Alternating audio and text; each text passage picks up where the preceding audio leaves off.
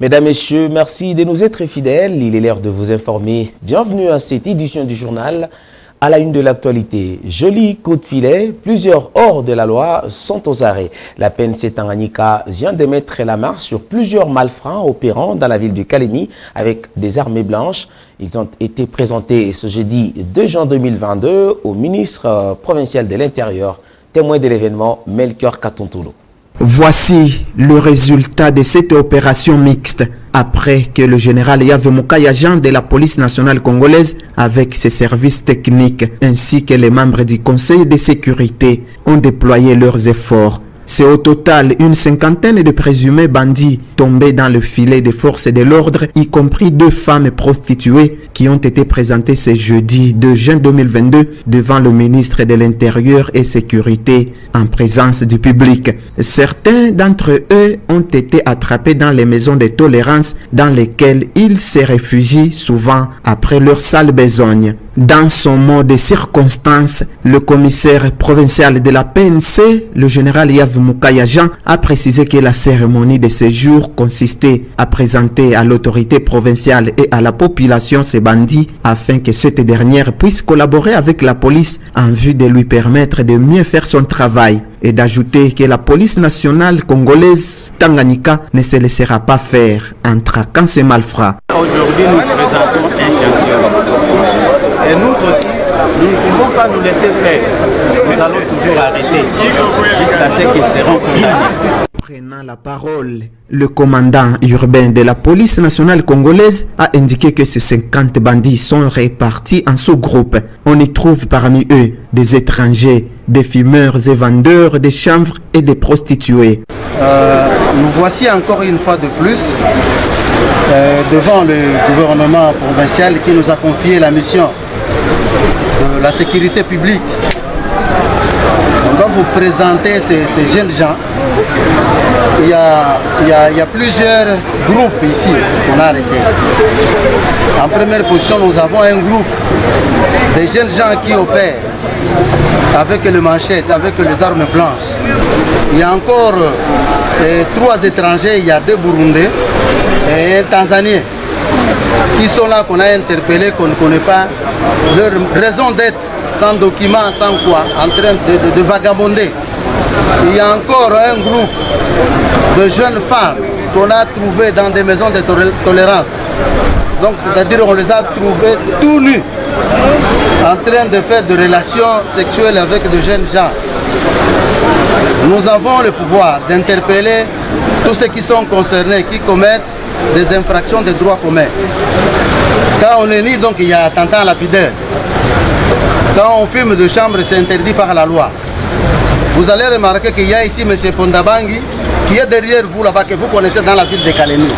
C'est Pondabangi qui est en train de vendre du chanvre aux jeunes gens. Après avoir été drogués, ils descendent sur le terrain, ils commettent n'importe quoi. Ils blessent, ils tuent, ils volent les biens de paisibles populations. Alors trop c'est trop, nous on a dit, dans le cadre de CCO, en collaboration avec nos amis de FRDC, on a mis ensemble, en collaboration aussi avec l'auditorat militaire qui a mis à notre disposition un mandat. Alors nous allons les inquiéter aussi, comme ils inquiètent notre population, parce que nous avons cette mission-là de protéger ces populations. Il s'y est de signaler qu'en recevant ces malfaiteurs, le ministre provincial de l'Intérieur et Sécurité, Dieudonné Kamona Yumba, a loué la prouesse de la PNC Tanganyika pour avoir mis la main sur ces hors-la-loi sans froid. Toutes nos excuses pour cette erreur de sous-titrage. Ce n'est pas le général Banza, mais plutôt le colonel Banza de la ville. Le porte-parole de FRDC dans le Tanganyika dit avoir réaffirmé que la vie dans les villages attaqués par les milices Toa est redevenue à la normale. Le capitaine Moïse Kalome Fazili Carlos l'a dit au micro de votre rédaction. C'était au cours d'une interview exclusive, j'y arrive, qu'il nous a accordée. Écoutez-le. Il n'y a pas longtemps, Kalemi était en pleurs. Les pygmées avec le groupe Bitonto ont attaqué les gens à Mala et en ont tué beaucoup. Et il y avait les 2 à Kalemi ici. Et au vu de cela, il y a eu maintenant une réaction de l'armée. L'armée a réagi pour aller mettre fin à ces aventures là-bas. Et de là, la première des choses, on a d'abord contrôlé le village de Maala, Moussébé et Katolo, qui sont tombés aux mains de FRDC.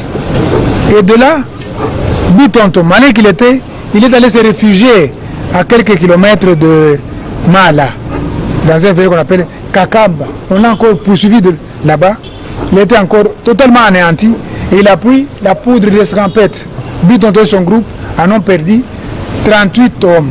Et il y a eu également 38 otages qu'on a récupérés là-bas. De ces otages, il y avait 5 femmes et un bébé de 8 mois.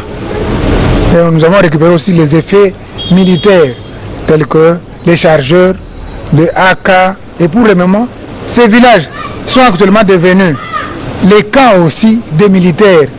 Donc il y a un camp. Vous allez à Mala, vous trouverez un camp militaire. Vous allez à Kakamba, vous trouverez aussi un camp de militaires. Donc les militaires ont totalement contrôlé. Donc nous demandons encore à la population de retourner dans leur camp, dans leur village. La vie est redevenue normale. Il y a eu un colonel que vous connaissez très bien qu'on appelle ici Igwe. Un certain Igwe qu'on appelle ici Igwe. C'est lui qui a fait les opérations là-bas. C'est lui qui a anéanti ces aventuriers là-bas. La paix totale. La nouvelle société civile coordination provinciale du Tanganyika s'est dit informée, impliquée totalement dans la situation des déplacés qui ont fui les atrocités de la milice Toi dans les villages Maala, Moussipi, Katibili et Moulembwe. Les atrocités pour, bien sûr, les stratégies pour le retournement de ces déplacés sont en train d'être montées, a affirmé Madame Sophie. Elle est bien sûr coordonnatrice de la nouvelle société civile du Tanganyika. Le lac Tanganyika s'est réveillé en agitation tôt ce matin de ce jeudi 2 juin 2022 suite à une forte tempête. Cette situation fait peur aux habitants résidant sur la rive du lac pour une probable inondation. Cette agitation montre clairement le passage de la saison des pluies à la saison sèche. Samuel Mwamba. Le majestueux lac Tanganyika a été pris d'assaut par une forte tempête qui a soufflé presque toute la journée de ce jeudi 2 juin 2022. Le lac Tanganyika a vomi ses eaux sur plusieurs maisons construites au bord. Des conséquences fâcheuses s'observent. Les maisons qui se trouvent au bord baignent dans les eaux pouvant atteindre 1,50 m. Le lac Tanganyika a déjà causé plusieurs inondations ayant occasionné à son tour la fuite de plusieurs ménages dans la ville de Kalemi. Les eaux du lac Tanganyika montent progressivement pour atteindre son tempo normal. Ceci est un ultimatum lancé aux habitants environnant le lac Tanganyika de laisser l'espace vert afin d'éviter ce genre de catastrophes naturelles. Cette tempête qui a soufflé ce jeudi matin annonce la venue de la saison sèche et la ville de Kalemi fera face au vent alizé d'ici les mois de juillet.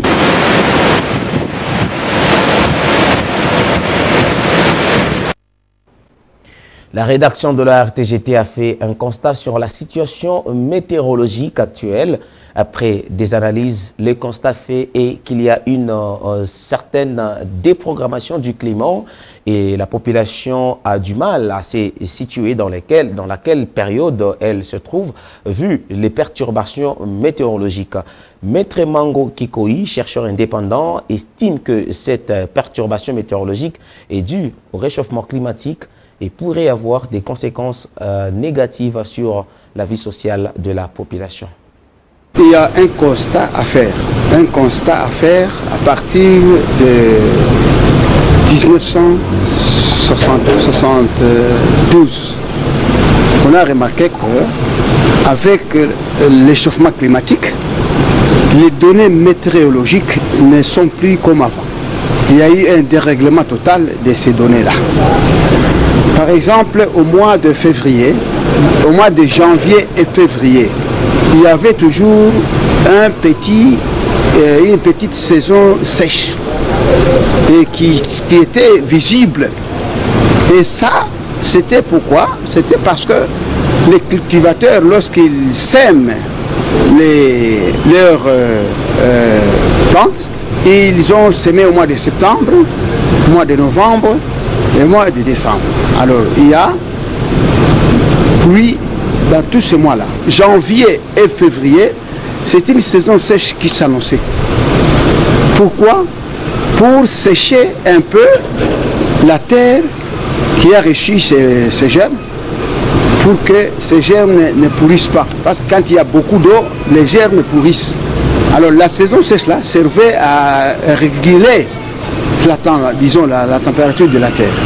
Maintenant, ça n'existe plus. Il y a la pluie tous les jours.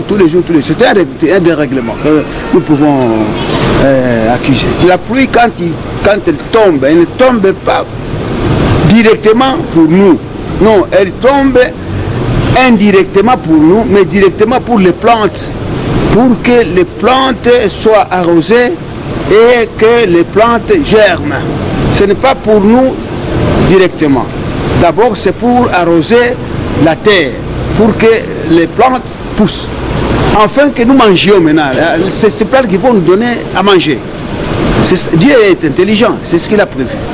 Mais quand il y a pluie tous les jours, toutes ces plantes vont mourir. Alors nous allons mourir, c'est nous qui allons mourir de faim. Donc la pluie, quand elle tombe, c'est une bénédiction. Ce n'est pas une histoire au hasard que Dieu a créée. Non. S'il n'y a pas de pluie, c'est nous qui allons en souffrir. S'il y a trop de pluie, aussi nous allons en souffrir. Donc Dieu a créé des saisons en fonction des plantes.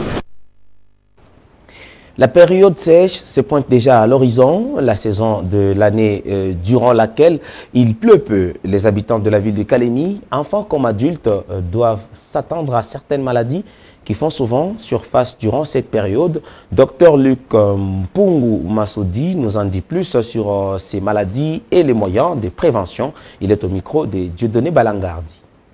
Pendant la période que nous voulons entamer, beaucoup plus nous sommes exposés par rapport à notre milieu.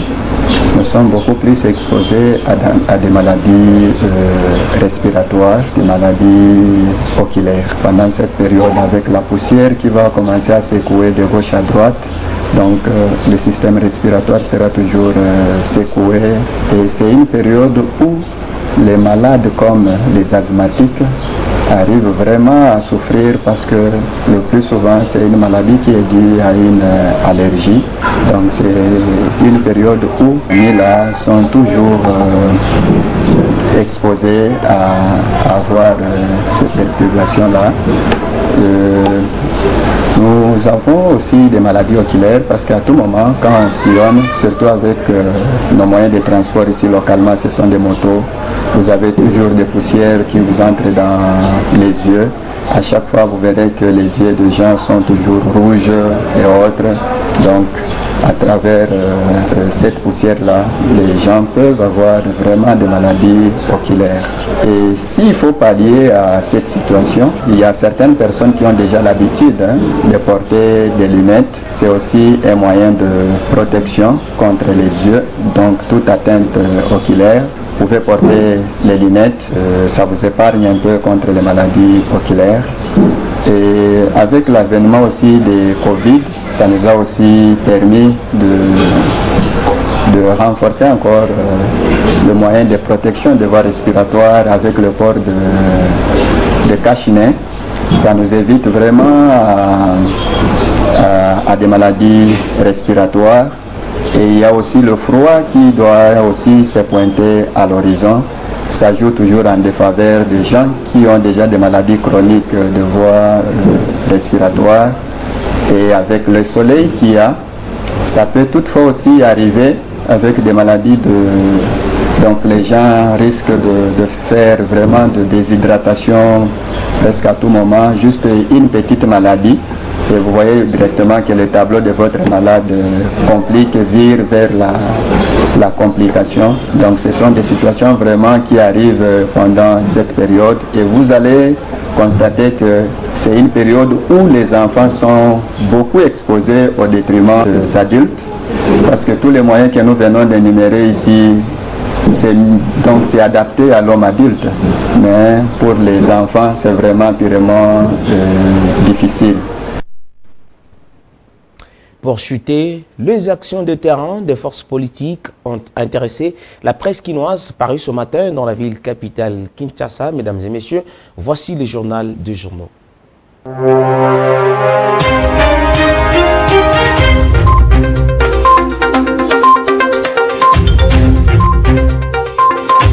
Les journaux parus ce matin dans la capitale congolaise s'intéressent aux actions de terrain que mènent les forces politiques et sociales de la RDC pour dénoncer l'agression rwandaise. Mesdames et mesdemoiselles et messieurs, revue de presse. Forum des As ouvre le bal et titre en sa manchette « Nouvel élan en sit-in devant l'ambassade du Rwanda en vol dans la rue ». Dans cet article, ce journal annonce la marche que projette le parti politique en vol dans les rues de Kinshasa pour fustiger l'agression du M23 soutenue par le Rwanda. Ce quotidien explique que la marche de l'envol, parti de Délice Sanga, entend apporter son soutien au FRDC dans la défense de l'intégrité du territoire national. Forum des As, qui cite les autorités de ce parti, indique que l'hôtel de ville de Kinshasa en a déjà pris acte. Le porte-parole de l'envol, Maître Rodrigue Ramazani Bekola, poursuit ce tabloïd, a dévoilé les points de départ et d'arrivée de cette activité pour les 4 districts de la capitale, tout en invitant la population à y prendre part en masse. Ainsi, pour Lukunga, souligne-t-il, cette marche partira de 2 endroits bien connus, Sakombi et Saint-Luc, pour finir à la place Kwado, non loin du rond-point Kitambo Magasin. Pendant que les forces politiques et sociales font monter la pression, révèle la tempête des tropiques, le Conseil de sécurité de l'ONU durcit le ton et recommande à tous les partis d'adhérer au processus de paix de Nairobi, patronné par Uhuru Kenyatta du Kenya et Félix Tshisekedi de la RDC. Cet appel, relate ce journal, est contenu dans le message de l'envoyé spécial du secrétaire général de l'ONU dans la région des Grands Lacs, Xiang Wang. La tempête des tropiques soutient que le même message a été relayé par tous les participants à cette réunion de New York consacrée exclusivement à la situation sécuritaire dans l'est de la RDC. Lors de cette rencontre, souligne ce tabloïd, les représentants des États-Unis, de la Russie, la France, la Chine, le Royaume-Uni, l'Irlande, l'Inde, le Brésil, les Émirats arabes unis, Norvège, Albanie, Kenya, Mexique ont chacun condamné en des termes clairs la dégradation de la situation sécuritaire créée par les attaques d'agression du Rwanda ouvertes sous le label du M23. La prospérité revient sur la position de la MONUSCO face à la crise qui couve dans la partie orientale de la RDC. Dans la conférence hebdomadaire de l'ONU ce mercredi, la chef de la MONUSCO, Bintou Keïta, citée par la prospérité, a lancé un appel clair à la désescalade, à l'apaisement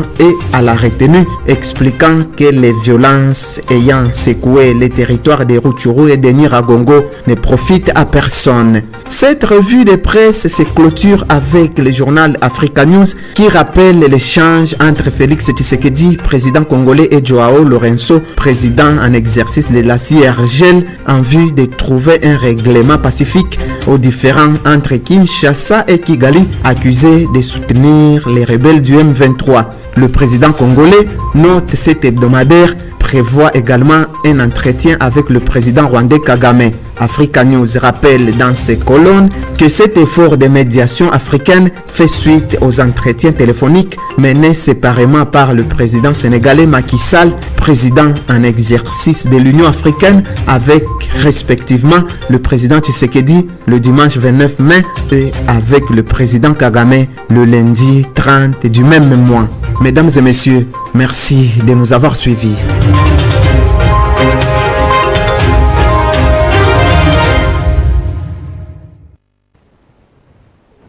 Mesdames, Messieurs, ce journal est complètement terminé. Merci à toutes nos équipes en régie et également à Annick Moment. Merci également à toutes nos équipes rédactionnelles. Restez pour la suite de nos programmes, mais je vous retrouve pour une nouvelle édition. À très bientôt.